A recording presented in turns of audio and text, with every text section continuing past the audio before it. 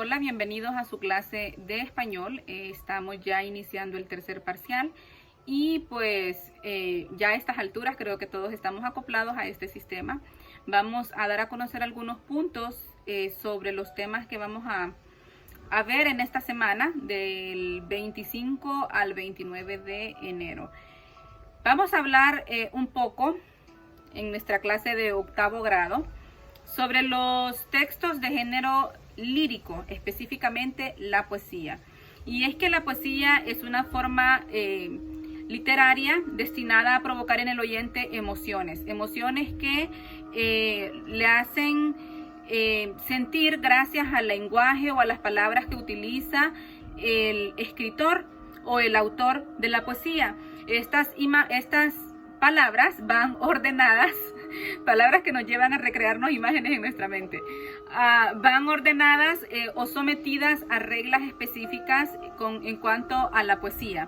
Tienen que llevar una versificación, medidas por un metro, por rima, y también tienen que tener una cadencia. Es decir, que cuando nosotros decimos una frase como muy linda o algo así, no precisamente tiene que ser poesía. La poesía es un poquito más allá de decir algo bonito. Tiene que ir medida su número de versos, tiene que ir rima, tiene que haber también cadencia. Y otras reglas más específicas que hay para poder convertir un texto en poesía. La poesía es considerada la expresión literaria más antigua, y es que los griegos entendían que podían o hicieron una clasificación de la poesía en tres tipos. La primera era la poesía lírica o canción, la que utilizaban ellos de forma cantada, la acompañaban con arpa, o con lira, con cualquier instrumento de aquella época, y declamaban. De esta forma era la poesía lírica, que hoy en día para nosotros son las canciones, ¿verdad? Tenemos también la poesía de dramática teatral, que era la que no solo lo hacía una sola persona, sino que ya intervenían más las obras de teatro que nosotros hoy en día pues ya casi perdemos, ¿verdad? Porque el cine ha hecho de las suyas, la internet y todo lo actualizado. Ya hay cosas que se están perdiendo. Ojalá la dramática teatral no se pierda nunca. Ese era otro tipo de poesía. Y finalmente estaba la poesía épica o narrativa, que es la que llega a nuestras manos ya en un libro, por así decirlo. Que ahora también ya los libros en físico, pues hay varias formas de leer digitalmente. Esto entonces nos lleva a ver que la poesía utiliza un lenguaje literario. ¿Y qué es el lenguaje literario? Recuerden que habíamos mencionado algo sobre esto en las semanas atrás, y decíamos que el lenguaje literario es un lenguaje culto, un lenguaje que utiliza palabras rebuscadas, palabras con significado, no palabras comunes. Este lenguaje tiene más seriedad, y también aquí entra en juego el lenguaje o el significado connotativo, que es un segundo significado, que le damos a las cosas. Es decir, cuando hacemos comparaciones de una cosa con otra, o cuando damos nombres por sus cualidades a otra cosa. Ese es el lenguaje connotativo. También aquí vamos a ver en este material el concepto de poema, y es que poema dice que es una composición literaria creada según las reglas de la poesía. Puede estar escrita en verso o en prosa, y en el caso de que esté escrito en prosa, entonces se viene a denominar prosa poética. Esto en cuanto al género lírico, la poesía. Ahí tenemos una lectura para la tarea del día lunes de la autobiografía. Ustedes van a completar las preguntas en base a la lectura y van a investigar algunos significados de palabras clave que están dentro de esta lectura. Para el día martes vamos a estar viendo el lenguaje figurado. Específicamente dentro del lenguaje figurado tenemos el hiperbatón y el símil comparación. Esto en relación al tema de la poesía también. El hiperbatón es la alteración del orden con que las palabras tienen habitualmente en el discurso. como si se colocara primero el predicado y después el sujeto. O sea que el hiperbatón es como hablar para atrás, para que podamos como entenderlo un poquito más sencillo. Así como decimos, ay, es que vos andas como el cangrejo para atrás. Entonces, eso es hiperbatón, cuando nosotros decimos las cosas al revés. Primero el predicado y después el sujeto, cuando debe de ser sujeto y predicado en la oración, ¿verdad? Es como que yo le dijera, tareas que tengo que hacer tareas. Entonces es así, hablar como para atrás. Símil o comparación es una figura retórica que consiste en comparar dos términos que se asemejan a alguna cualidad. Se usa las palabras específicamente para poder hacer un símil, como, cual, parece o semejante. Cuando nosotros hacemos una comparación de una cosa con otra y utilizamos estas palabras, estamos haciendo un símil. Es manso como un cordero. Ahí nosotros vemos que estamos haciendo la comparación de una persona que es mansa como un cordero. O podemos decir, es alto tal cual su padre. Entonces ahí estamos haciendo una comparación también usando la palabra cual. Esta también parece o semejante. Muy alegre, dice, muy inteligente, igual que su madre, o podría ser. Entonces vamos a ver las figuras literarias también. Necesito que tomen nota de ese concepto.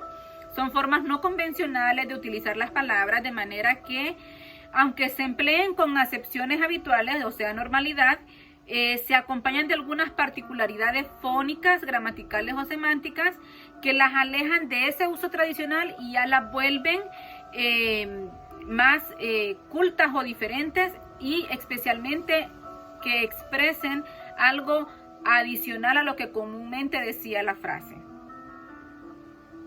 Tenemos siempre con el texto que está adjunto a su material de la autobiografía la tarea para sacar frases de hiperbatón, de símil o comparación. Ustedes van a buscar dentro del texto frases que puedan darle vuelta. Recuerden que hablábamos que hiperbatón es como cambiar el orden de las cosas, de atrás hacia adelante. Entonces, un mínimo de 5 en cada columna. Hay varios renglones para que ustedes puedan dejar un espacio entre una y otra. Si es de ser necesario, o sea, necesito o es necesario que ustedes las enumeren para poder yo distinguir una de otras. Utilicen sus puntos al final de cada una de las frases que van a escribir. También hay otro ejercicio corto en la parte de abajo de su hoja de tareas, siempre sobre el hiperbatón y el símil y comparación.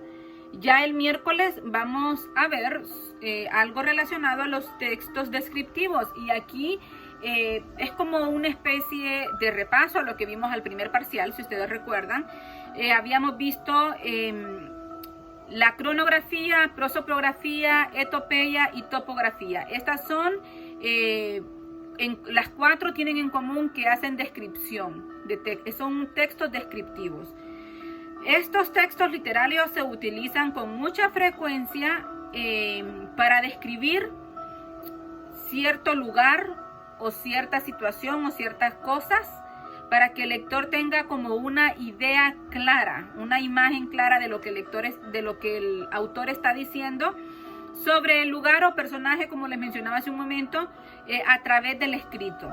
Entonces tenemos que cronografía describe el tiempo en que se encuentra un acontecimiento. En cambio, la prosopografía consiste en describir físicamente a la persona o al lugar, a la persona más que todo su aspecto exterior. Ustedes van a decir, pues es alta o es rubia o es delgada o tiene una gran sonrisa, mirada angelical, etcétera. Es describir físicamente a la persona. Prosopopeya. Etopeya ya se describen las cosas que usted no ve físicamente, sino ya el carácter, las acciones de esta persona, las costumbres.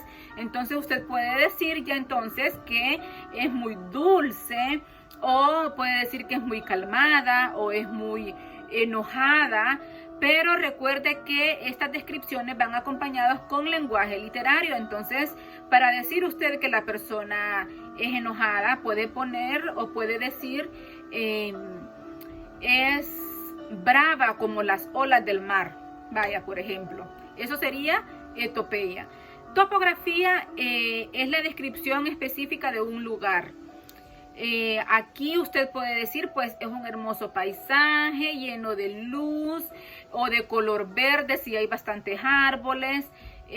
Puede decir que está fresco, rodeado de montañas, o puede decir que brindan una agradable sombra. Esas características que usted da específicamente de un lugar es topografía. Tienen la tarea del día miércoles y es buscar algún recorte, o si no tienen la facilidad de un recorte pueden realizar un dibujo de una descripción de cronografía, prosopografía, etopeia y topografía. Esto no tiene nada que ver con las imágenes que ustedes van a recortar para pegar en su cuaderno para tener la idea clara de cada uno de estos conceptos. La tarea es totalmente diferente a lo que deben de hacer en el cuaderno. Por favor, no se me vayan a confundir. Para el día jueves vamos a ver los sustantivos colectivos y el adjetivo. Pues dentro de este tema está la anécdota, y es que la anécdota es una descripción cronográfica, es decir, en secuencia de algo que pasó en un pequeño espacio de tiempo, algo que usted no ha olvidado, que le pasó a usted o a alguien más. Para poder dar a entender más sobre la anécdota, es un texto narrativo, por eso está dentro de este tema. Y como les mencionaba, es algo que ocurrió a otra persona o a uno mismo en un breve corto tiempo, pero que usted no lo olvida y lo está relatando. Esa sería la definición de anécdota. Sustantivos colectivos son palabras que aluden a un conjunto o tipo de objetos que existen juntos. Es decir, es una palabra en singular, pero que da la noción de una pluralidad o que hay varias cosas dentro de ella. Por ejemplo, tenemos banda. Cuando usted dice bandas, ya sabe que son un grupo de personas tocando instrumentos, o orquesta. Aunque la palabra es en singular, usted sabe que se refiere a varios, que lo componen varios, que hay pluralidad. Otro ejemplo sería la cárcel. Es una sola palabra en singular, pero sabemos que dentro de la cárcel hay muchos presos. Por ejemplo, también familia. Decimos familia y sabemos que nos referimos a varias personas que tienen lazos de sangre. El adjetivo denota cualidades, propiedades y características de diversa naturaleza relacionadas con el sustantivo. Es decir, que el adjetivo describe al sustantivo. Por ejemplo, tenemos terco, antigua, angosta, son adjetivos. La concordancia es muy importante en la relación de sujeto y predicado, de sustantivo y artículo y de sustantivo y adjetivo. La concordancia es esa regla o esa ley, por así decirlo, que mantiene el orden entre ambos. Es decir, debe de concordar en género y número. Si usted, cuando decimos sujeto y predicado, usted me va a decir exactamente cómo entra la concordancia ahí. Pues cuando usted dice el gato es gordo, ¿cuál sería el sujeto? El gato predicado es gordo.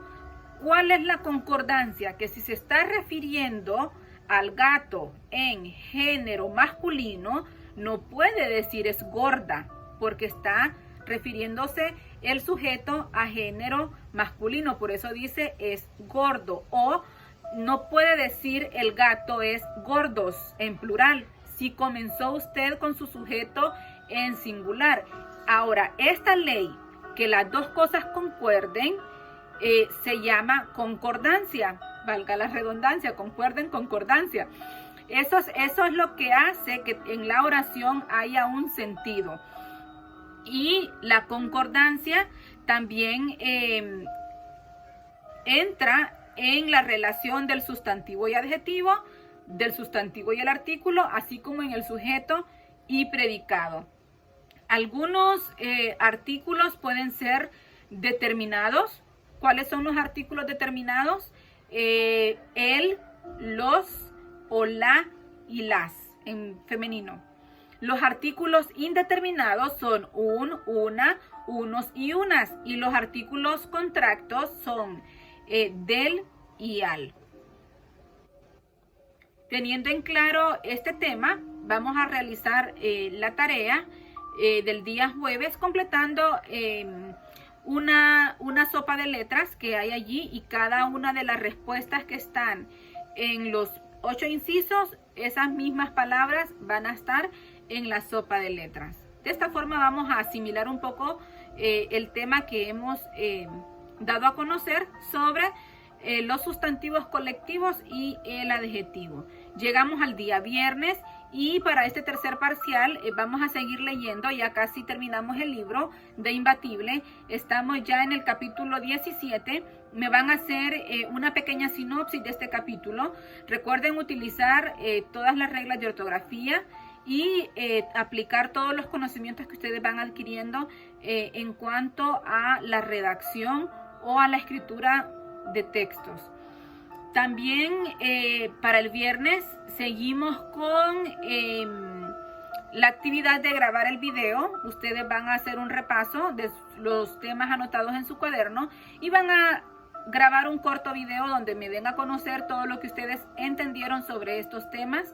Si pueden colocar o decir un ejemplo, mucho mejor. De esta manera yo puedo medir el nivel de conocimiento que ustedes han adquirido y cómo han asimilado los conceptos durante la semana. Esto sería todo por esta semana. Esperemos que trabajemos duro.